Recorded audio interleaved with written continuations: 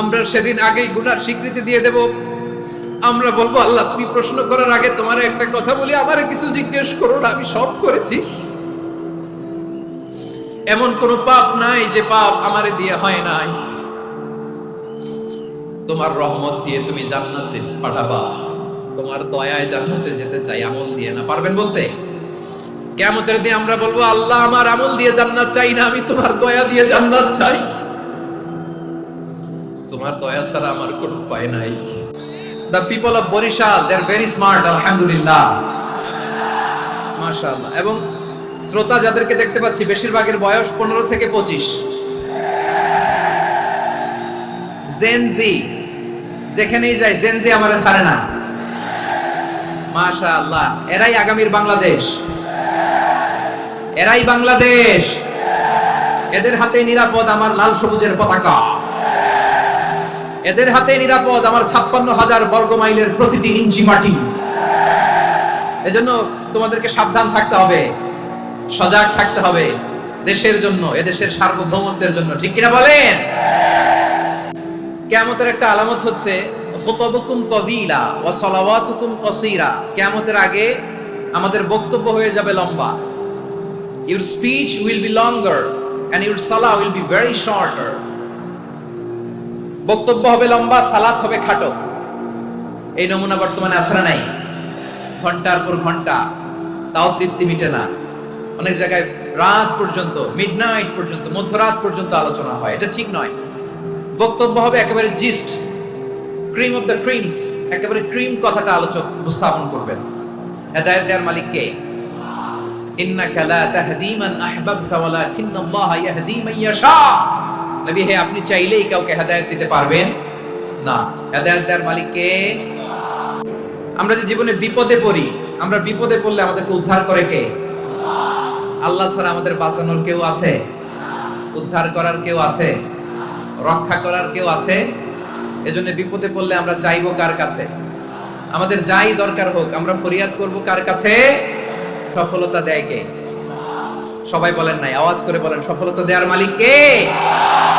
এক কথাই রব্বুল আলামিন বলেন, ওয়া ইয়ামসাসকাল্লাহু বিদুররিন ফালা কাশিফা লাহু ইল্লা হু ওয়া ইয়ুরিদকা বিখাইরিন ফালা রাদ্দা লিফাদলি ইউসিবু বিহি মান ইয়াশাউ মিন ইবাদিহি ওয়া হুয়াল গফুরুর রহিম। আল্লাহু আকবার।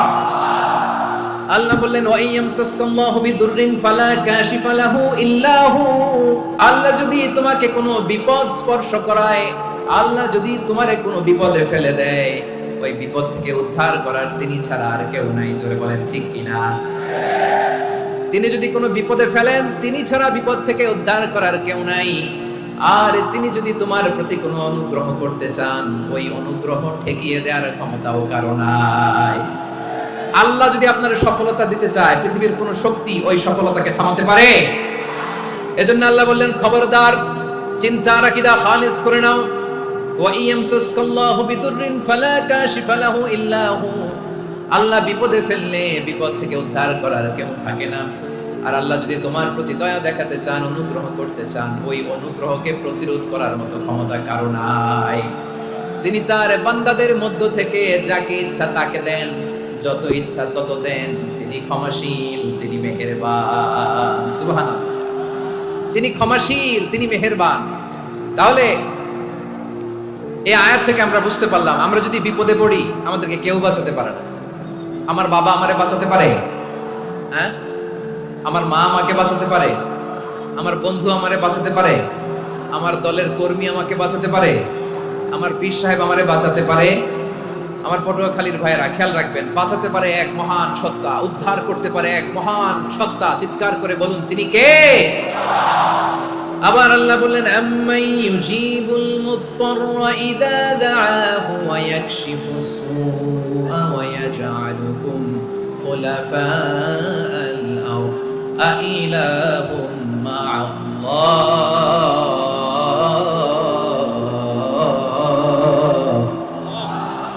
ক্বালিলাম মা তাযাক্কারুন। রব্বুল আলামিন বলেন, বিপদে পড়ে কাতর কণ্ঠে চিন্তাগ্রস্ত হয়ে যখন কেউ ফরিয়াদি হয়ে আল্লাহর ডাকে হাত তোলে, তখন ওই ব্যক্তির ডাকে সাড়া দেয় কে? সবাই বলুন। কাতর কণ্ঠে বিপন্ন অবস্থায় আপনি যখন কেঁদে কেঁদে হাত তুলে আপনার দুঃখের কথা জানান, আপনি যখন ডাকেন তারে, তখন আপনার ডাকে সাড়া দেয় কে? আল্লাহ বলে আমি সাড়া দেই। তোমাদের বিপদকে মুক্ত করে দেয় কে? ওই আল্লাহর সাথে কোন উপাস্য আছে নাকি? কিন্তু খুব অল্প সংখ্যক লোকই তোমরা উপদেশ গ্রহণ করো কথাটা কার? তাহলে বিপন্ন মানবতা যখন কাঁদে, মানুষ যখন বিপদে পড়ে নিরুপায় হয়ে ফরিয়াদ করে, তার ডাক শোনার কেউ নাই একজন ছাড়া। চিল্লায় বলেন তো তিনি কে? এজন্য আমরা ফরিয়াদের হাত কার দিকে তুলব? প্রিয় পটুয়াখালী বলেন, ফরিয়াদের দুটো হাত আমরা কার দিকে তুলবো? এবং খেয়াল রাখতে হবে, মাথার সাথে সেট করে নিতে হবে, আল্লাহ ছাড়া আমাকে উদ্ধার করার কেউ নাই। এই পৃথিবীতে কেউ আপন না। প্রিয় ভাই, বিপদে বললে বোঝা যায় কেউ আপন না। আপন শুধু একজন মহান সত্তা, তিনি কে? এটা কি আপনারা খেয়াল রাখতে পারবেন? হ্যাঁ, বিপদে আপদে কেউ আমাদের বাঁচাতে পারে না, তরাতে পারে না, মুক্তি দিতে পারে না, উদ্ধার করতে পারে না, একমাত্র আমার প্রভু ছাড়া, আল্লাহ ছাড়া। চিল্লায় বলেন ঠিক কিনা? এবং প্রিয় পটুয়াখালীর ভাইয়েরা, মাথার সাথে এটা সেট করে নিতে হবে যে আমাদের পুরো জীবনটাই পরীক্ষা। পুরো জীবনটাই কি?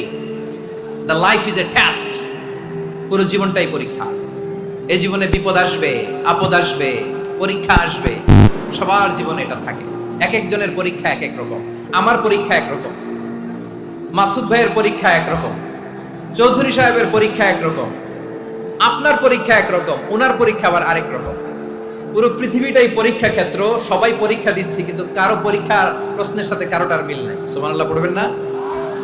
পুরোটাই পরীক্ষা ক্ষেত্র, সবাই পরীক্ষার্থী, কিন্তু প্রশ্নপত্র একটার সাথে আরেকটা মিলে না। One doesn't match the other. একজনেরটার সাথে আরেকজনেরটা মিলে না। কাউকে আল্লাহ তাআলা ধনী বানিয়ে পরীক্ষা করেন। কি বানিয়ে? কথা কি বুঝতেছেন নাকি কষ্ট হচ্ছে? কষ্ট হচ্ছে আপনাদের? কাউকে আল্লাহ ধনী বানিয়ে পরীক্ষা করেন, আবার কাউকে আল্লাহ তাআলা গরিব বানিয়ে পরীক্ষা করেন, কাউকে আল্লাহ অসুস্থ বানিয়ে পরীক্ষা করেন। কেউ দেখবেন যে দুরারোগ্য ব্যাধিতে আক্রান্ত, ডাক্তার বলেছে আর সময় নাই, দুরারোগ্য ব্যাধি, ক্যান্সার, যার নেই কোনো অ্যান্সার, তার জন্য পরীক্ষা হচ্ছে এই রোগ। আরেক লোক দেখবেন তার আবার রোগ বালাই নাই, মাশাআল্লাহ, তাকে আল্লাহ তাআলা আর্থিক দৈন্যতা, দারিদ্রতা দিয়ে পরীক্ষা করছেন। এরকম আছে না নাই? টাকা পয়সা নাই, দিন আনে দিন খায়, যা আছে তাতে চলে না, এটা তার জন্য পরীক্ষা। আবার আরেক শ্রেণীর লোক দেখবেন তাকে আল্লাহ অসুস্থতাও দেয় নাই, দারিদ্রতাও দেয় নাই, তার দাম্পত্য জীবনের সমস্যা আছে না নাই? স্ত্রী কথা শোনে না, অথবা ছেলে মেয়ে কথা শোনে না। তাহলে পরীক্ষা সবার জীবনে আছে, এক একজনের পরীক্ষাটা এক এক রকম। আল্লাহ তাআলা দেখতে চায় যে এই পরীক্ষার সময় আমরা কিরকম রেসপন্স করি, how to deal with the test. কিভাবে এই বিপদ আপদ পরীক্ষাগুলোকে আমরা হ্যান্ডেল করব, ডিল করব, এটা হচ্ছে আজকের আলোচনার বিষয়। বুঝতে পেরেছেন সবাই আমার প্রিয় ভাইয়েরা? তাহলে পরীক্ষাময় আমাদের জীবন, বিপদ আপদ পরীক্ষা, এটা মানুষের পিছু ছাড়ে না। সবার জীবনে পরীক্ষা আছে। নবীদের জীবনেও পরীক্ষা ছিল।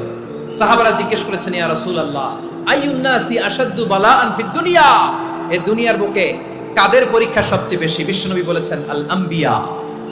এই পৃথিবীতে সবচেয়ে বেশি পরীক্ষা আল্লাহ তাআলা নিয়ে থাকেন নবীদের। কাদের?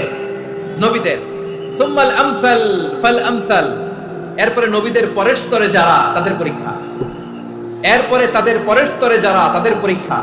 সিদ্দিকিনদের, শুহাদাদের, সলিহিনদের, আল্লাহওয়ালাদের, যার ঈমান যত মজবুত তার জীবনে পরীক্ষাও তত বেশি। চিল্লায় বলেন ঠিক কিনা? তাহলে মুমিনরা, বিশ্বাসীরা, আমরা কি পরীক্ষা বিপদ আপদে ভয় পাই? হ্যাঁ, বিপদ দেখলে ভয় লাগে আপনাদের? ভয় লাগে? হ্যাঁ, না, মুমিনরা বিপদে ভয় পায় না, তারা হতাশ হয় না, সুবহানাল্লাহ, তারা নিরাশ হয় না। বিশ্বাসীরা হাল ছেড়ে দেয় না, তারা ভরসা রাখে একজনের উপর। চিল্লায় বলতে হবে তিনি কে? কারণ মুমিন জানে the grief isn't permanent, the test isn't permanent, the struggle in our life isn't permanent. আমাদের জীবনের দুঃখ, কষ্ট, স্ট্রাগল, এগুলো পার্মানেন্ট নয়। after every difficulties there is an ease. সব কষ্টের পরেই একটা সুখ আছে না নাই? রব্বুল আলামিন বলেন, ফা ইন্না মাআল উসরি ইউসরা, ইন্না মাআল উসরি ইউসরা, ভয় পেও না, চিন্তা করো না, কষ্টের সাথেই আমি রেখে দিয়েছি স্বস্তি। সুবহানাল্লাহ বলেন। মুমিন জীবনে বিপদ যত বেশি, কষ্ট যত বেশি, তার সামনে সফলতা তার চেয়েও বেশি, ঠিক কিনা বলেন? কারণ বিশ্বাসীরা জানে রাত্রি যত গভীর হয়, সুবহে সাদিকের সময় তত আগাতে থাকে। গর্ভবতী নারীর পেটের ব্যথা যত বাড়তে থাকে, ঘরে নতুন মেহমান আগমনের সময় ঘনাতে থাকে। মুমিনদের উপর বিপদ, অত্যাচার, আপদ, পরীক্ষা যত বাড়তে থাকে, কালেমার পতাকা উড্ডয়নের সময় কাছে আসতে থাকে। বিশ্বাসীদের এগুলো হিসাব মিলানো অনেক আগে, এগুলো অনেক আগে হিসাব মিলানো।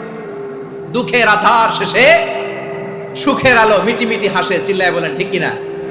দুঃখের আধার শেষে আলোর প্রভাত হাসে, হতাশার কালো মেঘে যাই গো ভেসে, হতাশার কালো মেঘে যাই গো ভেসে, ঠিক কিনা বলেন? দুঃখ যত বেশি, পরীক্ষা যত বেশি, কষ্ট যত বেশি, সুখের সময় তত কাছাকাছি, চিল্লায় বলতে হবে ঠিক কিনা? এজন্য মুমিন জীবনে পরীক্ষা বেশি, মুমিনদের হতাশা নাই। মুমিনরা নিরাশ হয় না, হতাশ হয় কাফিররা। মুমিনরা কখনো হাল ছেড়ে দেয় না, মুমিনরা ভরসা রাখে একজনের উপর, তিনি কে? তাহলে আমার প্রিয় পটুয়াখালীবাসী, বিপদ থাকবে, পরীক্ষা থাকবে, এই বিপদ থেকে আমাদেরকে উদ্ধার করবেন একজন, তিনি কে? আমরা শুধু আল্লাহর উপরই ভরসা রাখবো। রাজি আছেন তো? চাইবো একজন সত্তার কাছে, আওয়াজ করে বলুন তিনি কে? একজন সত্তার কাছে চাইবে। বিশ্বনবী ওনার চাচাতো ভাই আব্দুল্লাহ ইবনে আব্বাস রাদিয়াল্লাহু তাআলা আনহুকে বললেন, ইয়া আব্দুল্লাহ ইবনে আব্বাস, হে আব্দুল্লাহ ইবনে আব্বাস, ইদা সাআলতা ফাসআলিল্লাহ, যখন চাইবে আল্লাহর কাছে যাও। ও আব্দুল্লাহ, যখন চাইবা আল্লাহর কাছে চাও। ওয়া ইদা ইসতাআনতা ফাসতাইন বিল্লাহ, যখন সাহায্য চাইবা আল্লাহর কাছে ফরিয়াদ করো। জেনে রেখো ও আব্দুল্লাহ, ওয়া আলাম আন্নাল উম্মাতা লাউ ইজতামাআত আলা আন ইয়ানফাউকা বিশাইইন লাম ইয়ানফাউকা ইল্লা বিশাইইন ক্বাদ কাতাবাহু আল্লাহু লাক। ও আব্দুল্লাহ, জেনে রেখো, মনে রেখো, গোটা বিশ্বের সবাই মিলে যদি তোমার উপকার করতে চায়, ততটুকুই তারা করতে পারবে যতটুকু আল্লাহ তোমার নসিবে সেটা লিখে রেখেছে, ঠিক কিনা বলেন? আর যদি গোটা বিশ্বের সবাই মিলে তোমার বিরুদ্ধে কনস্পাইরেসি করে, ষড়যন্ত্র করে, গোটা বিশ্বের সবাই মিলেও যদি তোমার ক্ষতি করতে চায়, ততটুকুই শুধু পারবে যেটা আল্লাহ তোমার জন্য বরাদ্দ রেখেছে। যতটুকু আল্লাহ তাআলা তোমার জন্য বরাদ্দ রেখেছে, অতটুকুই ক্ষতি করতে পারবে, আর এক চুল বেশিও করতে পারবে না, কমও করতে পারবে না, চিল্লায় বলেন ঠিক কিনা? এজন্য আমরা চাইবো কার কাছে? সবাই বলেন নাই, আওয়াজ করে বলেন কার কাছে?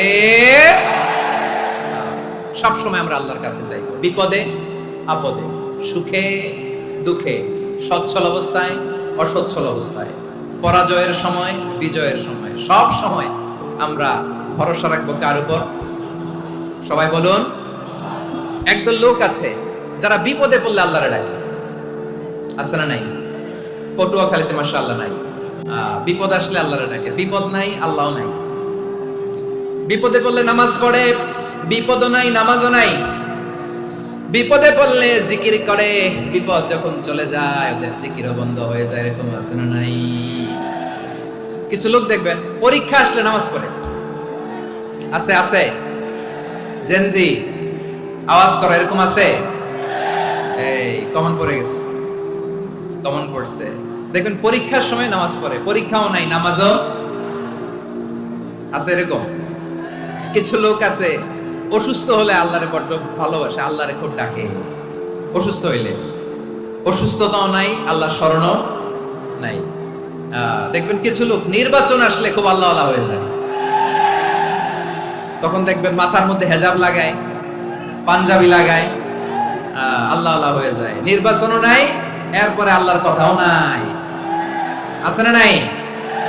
না, এরকম হওয়া যাবে না। সব সময় আমরা আল্লাহরে ডাকবো, বিপদে আপদে সব সময় ভরসা রাখবো আমরা একজনের উপর। আওয়াজ করে বলেন তিনি কে?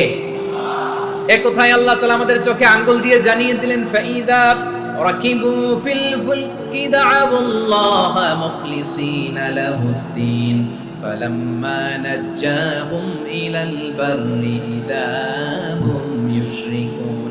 আল্লাহ বলে একদল লোক আছে, তারা যখন নৌযানে চড়ে, জলযানে চড়ে, সাগরের মধ্যে যখন জাহাজে চড়ে, লঞ্চে চড়ে, তারা যখন তুফানের সম্মুখীন হয়, তখন তারা আল্লাহরে বড্ড বেশি ডাকে, একান্ত ভাবে ডাকে, বিশুদ্ধ চিত্তে ডাকে। আবার তুফান থেকে তাদেরকে সেফ জোনে নিয়ে, নিরাপদ জোনে নিয়ে যখন বন্দরে আমি আল্লাহ তাদেরকে ফিরিয়ে দেই, ওই লোকগুলো আবার আমি আল্লাহর সাথে শিরিক করে। এরকম আছে না নাই? জাহাজে উঠছে, সাগরের মাঝখানে তুফান, ওই সময় দেখবেন আল্লাহ কারে কয়। এই কথা তো আপনাদেরকে বোঝানো সহজ, আপনারা তো নদীর দেশের মানুষ। লঞ্চে চড়েন নাই কারা কারা দেখি? লঞ্চে চড়ছেন? হ্যাঁ, লঞ্চে চড়ে নাই এরকম একজনও নাই এখানে। আচ্ছা, লঞ্চে উঠছেন কে কে দেখি? মাশাআল্লাহ, মাশাআল্লাহ, মাশাআল্লাহ। ঠিক আছে, আপনাদের বোঝানো সহজ। আচ্ছা, লঞ্চে উঠে তুফানের সম্মুখীন হয়েছেন, জলোচ্ছ্বাস সবাই? মাশাআল্লাহ। তো এই ওয়াজটা আপনাদের মুখস্থ, ঠিক কিনা বলেন? আমার বলার দরকার নাই, বলেন। মাঝ নদী, তুফান, জলোচ্ছ্বাস, জলের মধ্যে উচ্ছ্বাস, ঢেউ, টর্নেডো, সাইক্লোন, মেঘের ঘনঘটা, পরিবেশ ঘুটঘুটে অন্ধকার, লঞ্চ একবার এদিকে আরেকবার ওইদিকে, ভিতরে কি অবস্থা হয় বলেন তো? হ্যাঁ, তখন মুসলিম আল্লাহর ডাকে, হিন্দু আল্লাহর ডাকে, ঠিক কিনা বলেন? আস্তিক আল্লাহর ডাকে, নাস্তিক আল্লাহর ডাকে, ঠিক কিনা? লঞ্চের ভেতর, স্টিমারের ভেতর কান্নারে রোল পড়ে যায়, চিৎকারের রোল পড়ে যায়, সবার মুখ দিয়ে শুধু একটা আওয়াজ, লা ইলাহা, লা ইলাহা, লা ইলাহা, সুবহানাল্লাহ, আলহামদুলিল্লাহ, লা ইলাহা। আল্লাহ নামের জিকির করবে যারা, আল্লাহর কাছে প্রিয় তারা, আল্লাহর কাছে প্রিয় যারা, জান্নাতে প্রবেশ করবে তারা। জোরে লা ইলাহা, লা ইলাহা ইল্লাল্লাহ, লা ইলাহা ইল্লাল্লাহ, মুহাম্মাদুর রাসূলুল্লাহ সাল্লাল্লাহু আলাইহি ওয়াসাল্লাম। আমার প্রিয় পটুয়াখালীবাসী, তাহলে লঞ্চের ভেতরে যখন আমরা তুফানের মধ্যে পড়ি, তখন সবাই মিলে আমরা একটা নামের জিকির করি। নামটা কার? মুসলমানেরাও ডাকে, হিন্দুরাও ডাকে, আস্তিকও ডাকে, নাস্তিকও ডাকে, সবাই ডাকে একজনকে, তিনি কে? আবার দেখবেন ওই আল্লাহ তুফানের পরে, ঝড়ের পরে ওই লঞ্চটাকে যখন সদর ঘাটে ফিরিয়ে দেয়, আবার আমরা নাফরমানি শুরু করে দেই। সে কোথায় আল্লাহ বললেন, ফাইদা রাকিবু ফিল ফুলকি দা'আউল্লাহ মুখলিসিনা লাহুদ্দিন ফালাম্মা নাজ্জাহুম ইলাল বাররি ইযা হুম ইউশরিকুন। সাগরে যখন তুফানে পড়ে আমি আল্লাহর ডাকে, আবার আমি আল্লাহ যখন বাঁচিয়ে দেই, আবার আমি আল্লাহর সাথে শিরিক শুরু করে। আমরা কি এরকম হতে চাই নাকি? এরকম করবেন? হ্যাঁ না, আমরা তুফানে পড়লেও আল্লাহরে ডাকি, আবার বাঁচায় দেওয়ার পরেও ডাকি কারে? আল্লাহকেই ডাকি। বিমানের মধ্যে মাঝে মাঝে দেখবেন যে এয়ার টার্বুলেন্স হয়, জানেন? এয়ার টার্বুলেন্স জানেন তো? মাঝে মাঝে বিমানটা বাউন্সিং করে, বাম্পি, ভেরি বাম্পি ওয়েদার। শুনেন নাই? 40,000 ফিট উপরে যখন থাকে, তখন পাইলট মাঝে মাঝে বলে, dear passengers, ladies and gentleman, right now we are flying 40,000 feet above the ground and we are passing very air turbulence, very heavy air turbulence right now. Please fasten your seat belt. দেখবেন মাঝে মাঝে বলে যে, ভদ্র মহিলা, ভদ্র মহোদয়গণ, আমরা 40,000 ফিট উপর দিয়ে যাচ্ছি আর এয়ার টার্বুলেন্স ফেস করছি, মেহেরবানি করে আল্লাহর রাস্তে সিট বেল্ট বাঁধুন। তখন বিমানটা এরকম বাউন্সিং করে, শেকিং করে। আপনারা মুখোমুখি হয়েছেন? ইদানিং এই এয়ার টার্বুলেন্স বেড়ে গিয়েছে। গত বছর আমার ইন্টারন্যাশনাল অনেকগুলো ফ্লাইট ছিল, তো আমি দেখলাম যে আগের ফ্লাইটগুলোর তুলনায় এখন এয়ার টার্বুলেন্স খুব বেশি। আমি একটু রিসার্চ করে দেখলাম, ক্লাইমেট চেঞ্জের কারণে, জলবায়ু পরিবর্তনের কারণে আকাশের বাতাসের মুভমেন্টে পরিবর্তন হয়েছে, ফলে এখন বিমান শেকিং করে বেশি, বাউন্সিং, বাম্পি ওয়েদার। তো বলেন তো, 40,000 ফিট উপরে যখন আপনি, কয় হাজার ফিট? সবাই বলুন, কয় হাজার ফিট? 40,000 ফিট উপরে যখন আপনি, তখন যখন বিমানটা এরকম বাউন্সিং করে, সবাই যখন ভমিটিং করে বিমান নষ্ট করে দেয়, বমি করে, তখন বাঁচানোর কে আছে আল্লাহ ছাড়া? কেউ আছে? ওই মুহূর্তেও সবাই মিলে একজনকে ডাকে আওয়াজ করে বলেন, তিনি কে? মাঝে মাঝে কিছু সোশ্যাল মিডিয়ায় কিছু ভিডিও পাওয়া যায় যে হেভি যখন এয়ার টার্বুলেন্স হয় 10 সেকেন্ড 15 সেকেন্ডের কিছু ভিডিও পাওয়া যায়, বিমানটা এরকম বাউন্সিং করছে, বাম্পি ওয়েদার, কাঁপছে, মানুষগুলো বমি করছে, অক্সিজেন মাস্কগুলো সব ঝুলে পড়েছে, বিমানটা শুধু কাঁপছে। তখন দেখবেন বিমানের ভেতরেও এরকম লঞ্চের মতো চিৎকার আছে না নাই? বিমানের ভেতরেও তখন চিৎকার। গত বছর হিথ্রো এয়ারপোর্ট থেকে সিঙ্গাপুর এয়ারলাইন্সের একটা ফ্লাইট হিথ্রো টু চাঙ্গি একটা ফ্লাইটে এমন বেশি এয়ার টার্বুলেন্সের শিকার হয়েছিল এই এয়ারক্রাফটটা, 33 জন যাত্রী সেখানে আহত হয়েছে, একজন যাত্রী নিহত হয়েছে। কেবিন ক্রুজ, এয়ার হোস্টেস যারা আছে, একজনের নাক ফেটে, চোখ ফেটে, কপাল ফেটে, ব্লিডিং হয়ে শয়লা। প্রিয় ভাইরা, 40,000 ফিট উপরে বিমানটা যখন কাঁপবে, তখন আমাদেরকে আল্লাহ ছাড়া আর কেউ বাঁচানোর আছে? এত আস্তে বললে হবে?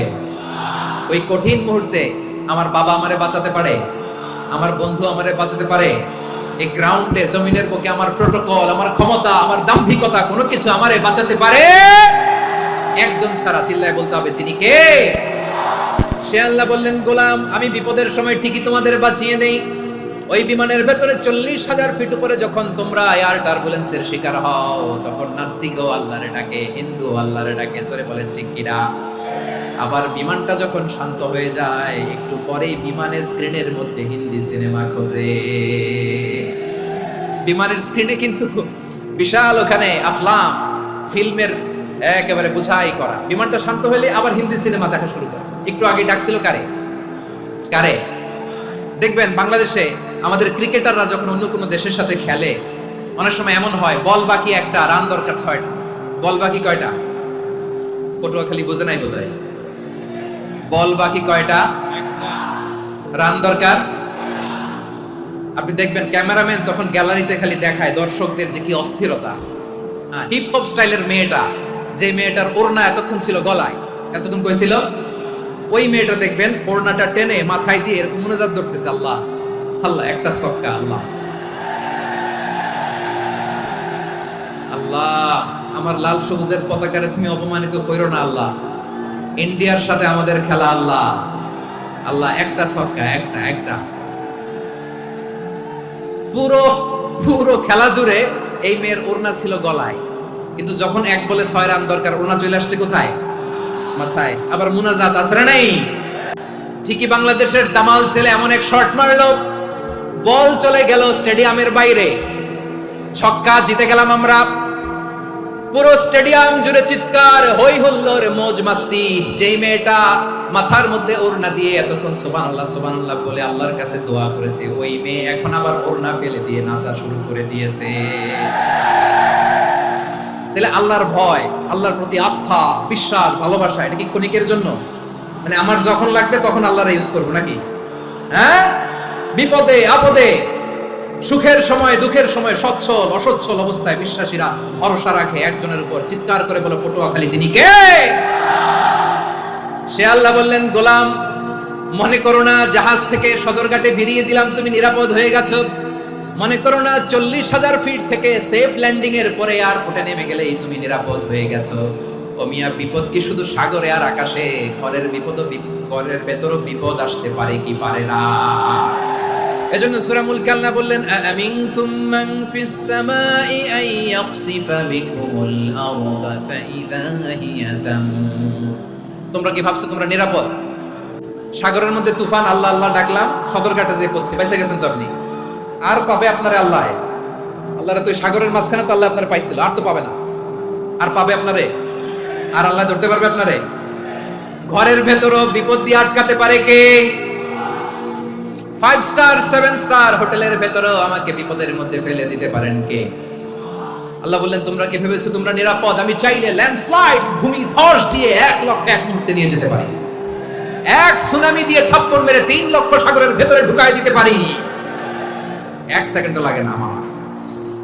আমিনতুম মান ফিস সামাই আন ইউরসিলা আলাইকুম হাসিবা ফাসাতা'লামুনা কাইফা নাযীর। আল্লাহ চাইলে আকাশ থেকে পাথর বৃষ্টি নাজিল করতে পারেন কি পারেন না?